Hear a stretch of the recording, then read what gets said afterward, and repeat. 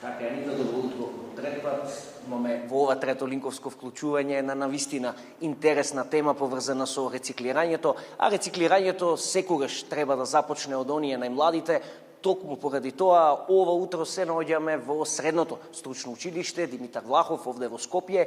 Ова училиште практично е дел од една акција која што започнува денеска, акција за рециклирање по повод 22 април, денот на планетата Земја, односно покрај ова училиште уште неколку стручни училишта, средни стручни училишта, оддел графичарство, учествуваат во оваа акција која што ќе трае до крајот на оваа недела, а која вклучува многу повеќе активности се со цел за поттикнување на свеста за рециклирањето.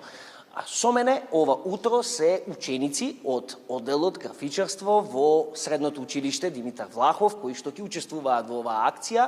Ќе зборувам со Кристијан Захариевски. Кристијан, добро утро. Навистина ми е драго што сте дел од Македонија наутро.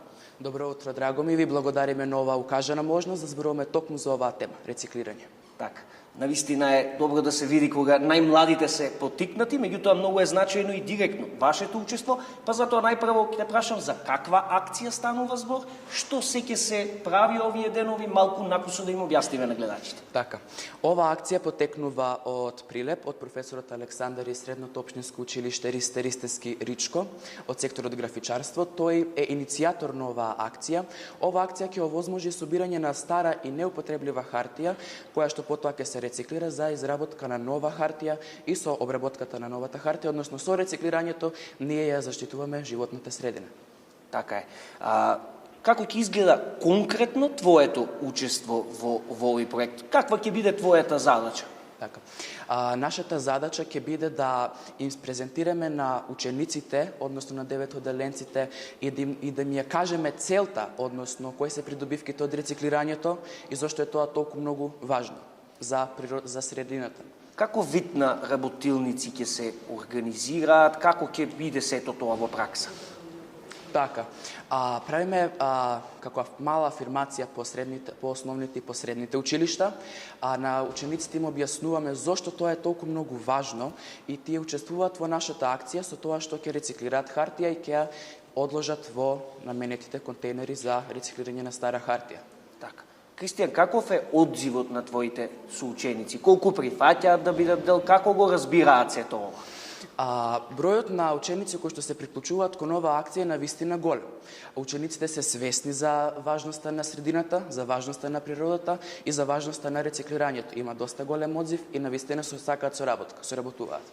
Така, дали сте прв пат дел од оваа акција и ме интересира што тебе лично како Кристијан те поттикна да бидеш од оваа акција и што знаеше ти за рециклирањето пред да се вклучиш во ова? Така, оваа акција, нашето училиште прв пат учествува во оваа акција.